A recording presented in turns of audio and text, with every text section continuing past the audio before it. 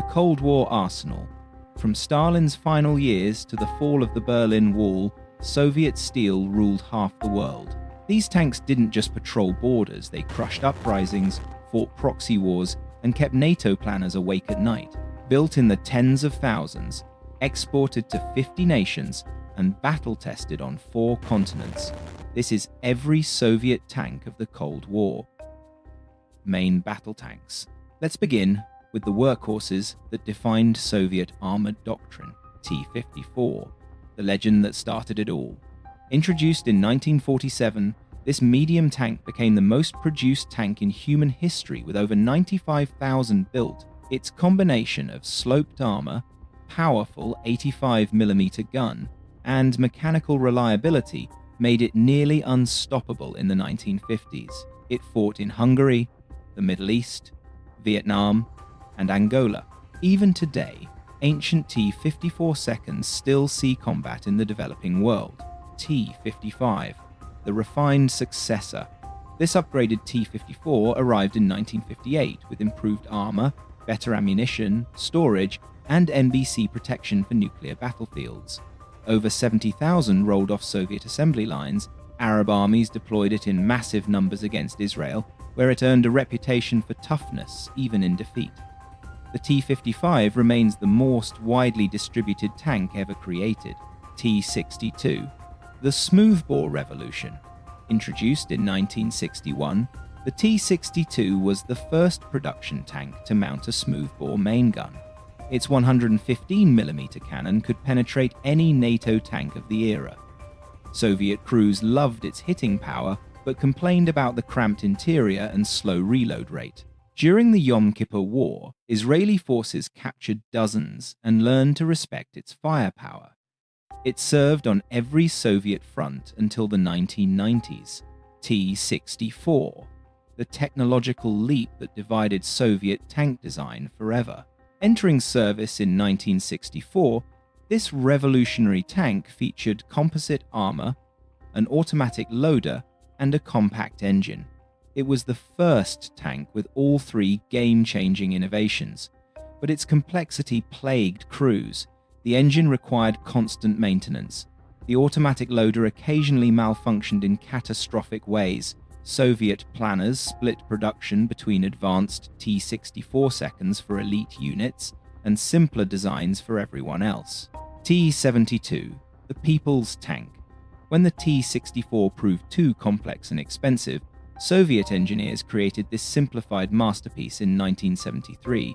The T-72 combined decent protection, a powerful 125mm gun, and remarkable reliability.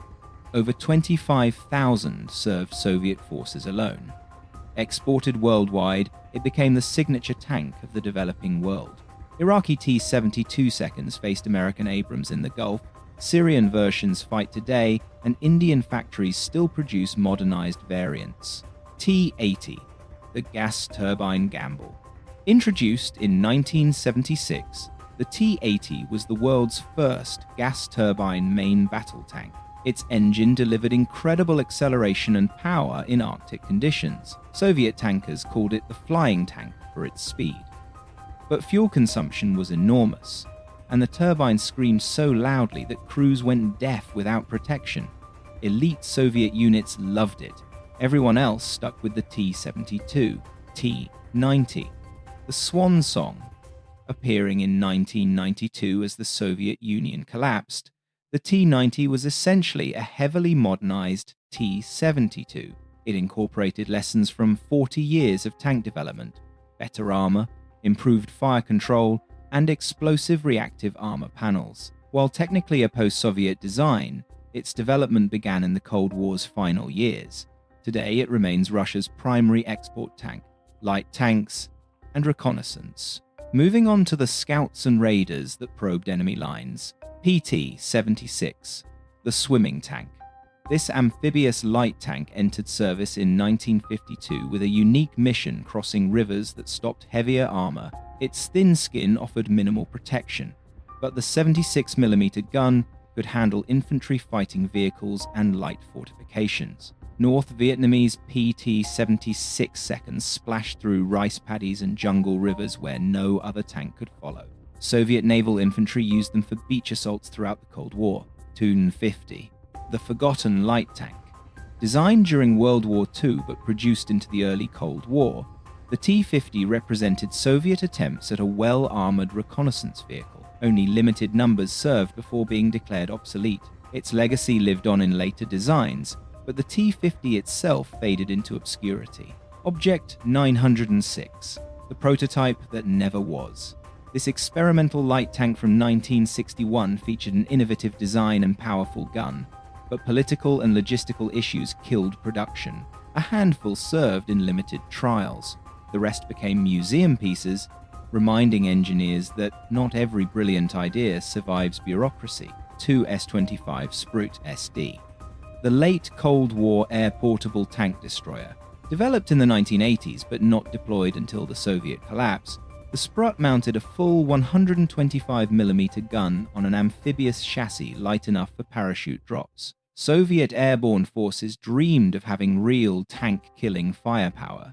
The Sprut delivered just too late for the Cold War. Heavy tanks. Continuing with the steel monsters that struck fear into NATO, IS-3, Stalin's final heavy tank. Though designed at the end of World War II, the IS-3 remained in Soviet service throughout the 1950s. Its pike-nosed hull shape influenced decades of tank design. When IS-3 seconds rolled through Budapest, crushing the Hungarian uprising in 1956, Western observers realized Soviet armor technology had leaped forward. The psychological impact exceeded its actual combat value. IS-4, the over-engineered fortress. Weighing 60 tons, this monster entered limited service in 1947 as Stalin's answer to German super-heavy tanks that no longer existed. Its armor could shrug off anything NATO fielded in the late 1940s, but the weight made it a logistical nightmare. Stalin's death in 1953 ended production after just 200 units. T-10, the last of the heavy tanks.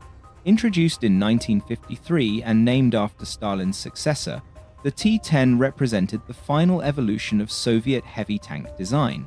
Its 122mm gun could destroy any fortification, and armor reached 170mm at the front. But the concept was dying. By the 1960s, main battle tanks like the T-62 offered similar firepower with better mobility.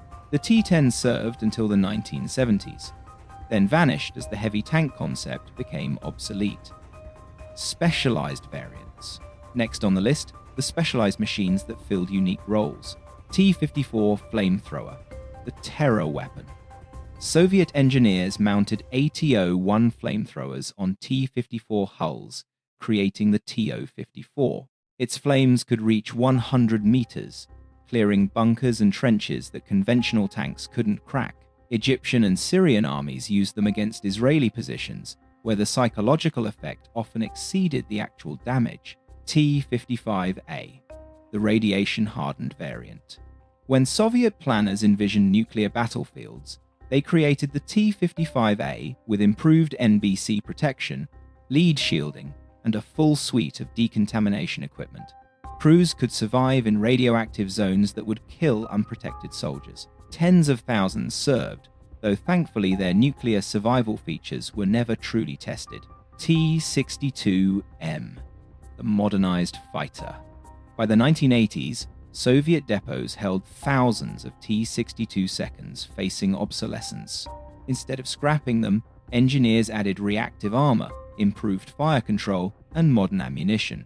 The T-62M gave second-line units a tank that could challenge NATO armor at a fraction of the cost of new production. T-72B, the reactive armor pioneer. Introduced in 1985, this T-72 variant featured explosive reactive armor blocks covering its hull and turret.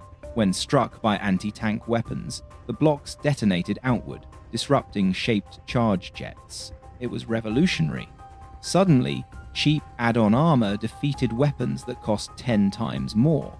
Every modern tank now uses some form of reactive protection. T-80U, the ultimate Cold War Soviet tank.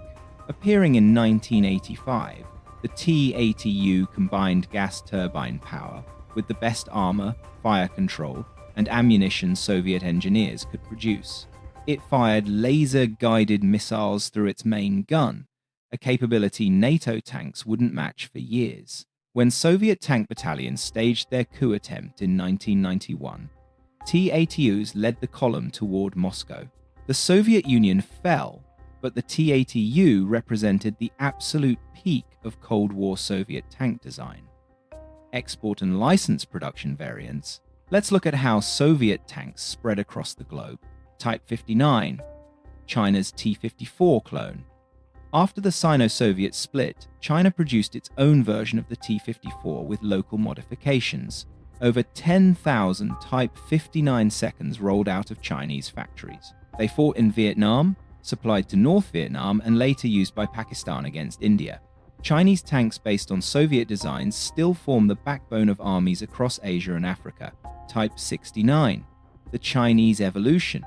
Building on the Type 59, Chinese engineers incorporated captured Soviet T-62 technology to create the Type 69 inches 1969.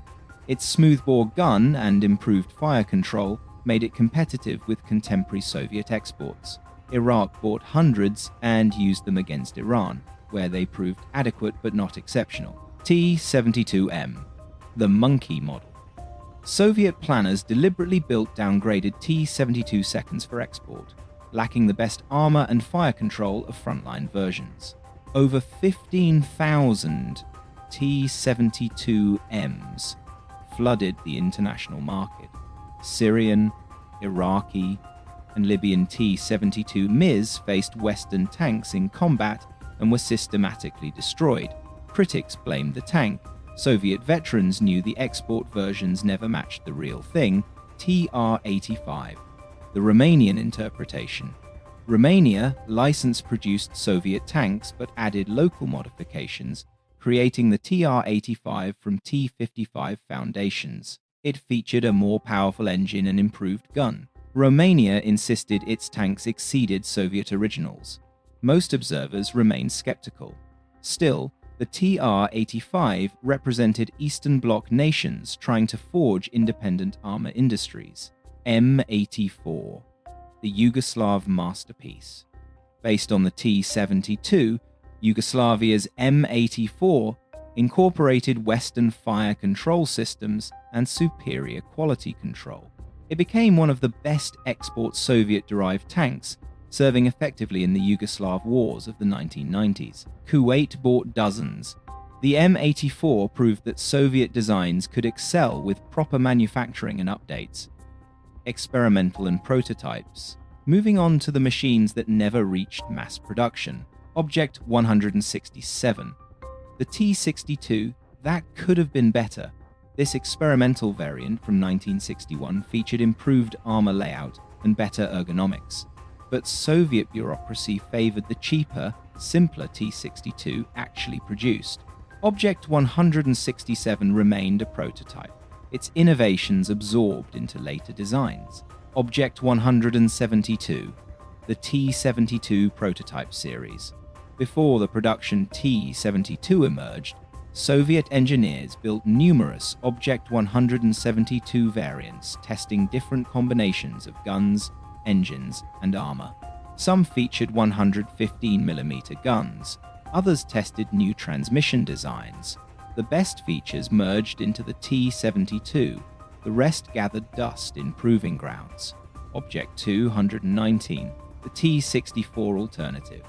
When the T-64's complexity caused problems, this 1960s prototype explored simpler solutions. It influenced the T-72's development, but never entered production itself. Soviet tank design operated through parallel development programs, with multiple bureaus competing for adoption. Object 299, the missile tank experiment. In the 1970s, Soviet planners wondered if guided missiles could replace conventional tank guns. Object 299 mounted a missile launcher instead of a cannon. Tests showed missiles worked against stationary targets, but failed against moving armor. The concept died. Main guns remained supreme. Black Eagle, the post-Cold War legend. Developed in the 1990s as Object 640, the Black Eagle represented Russian attempts to leapfrog Western tank technology. It featured a separated crew compartment, unmanned turret, and revolutionary armor. But funding collapsed with the Soviet Union. Only prototypes existed. The Black Eagle became a symbol of what might have been: training and second-line variants. Continuing with the vehicles that prepared crews and guarded borders, T-54. B. The stabilized shooter. This 1950s upgrade added gun stabilization, allowing the T-54 to fire accurately while moving. For the first time, Soviet tanks could shoot on the move as effectively as stationary. Western tanks had similar systems, but the T-54B brought the capability to Soviet forces in massive numbers. T-55K, the command variant. Fitted with extra radios and map boards, the T-55K allowed battalion and regimental commanders to coordinate from the front lines. Its distinctive additional antennas made it a priority target in combat. Still, Soviet doctrine demanded commanders lead from the front, and the T-55K enabled that philosophy. T-62K, the forward command post. Like the T-55K, but built on the newer T-62 chassis, this variant provided Soviet armor commanders with improved communications and targeting data. It served throughout the Cold War, connecting tank battalions to division headquarters. T-72K, the digital command tank. By the 1980s, Soviet command tanks incorporated early digital systems for fire coordination and battlefield management. The T-72K could receive data from reconnaissance units and distribute targeting information to subordinate tanks. It represented Soviet attempts to match NATO's growing technological edge. From the T-54's simple reliability to the T-80U's cutting-edge complexity, Soviet Cold War tanks dominated global armored warfare for nearly 50 years. They crushed uprisings in Budapest and Prague. They fought in 6 Arab-Israeli wars. They rolled through Afghanistan's mountains and Angola's deserts. Built by the tens of thousands, exported to 70 nations, and copied by allies and rivals alike. These machines didn't just shape the Cold War, they defined what modern tank warfare meant. Some say Soviet tanks were crude. Those who faced them knew better. Which design do you think had the biggest impact? Let me know in the comments below.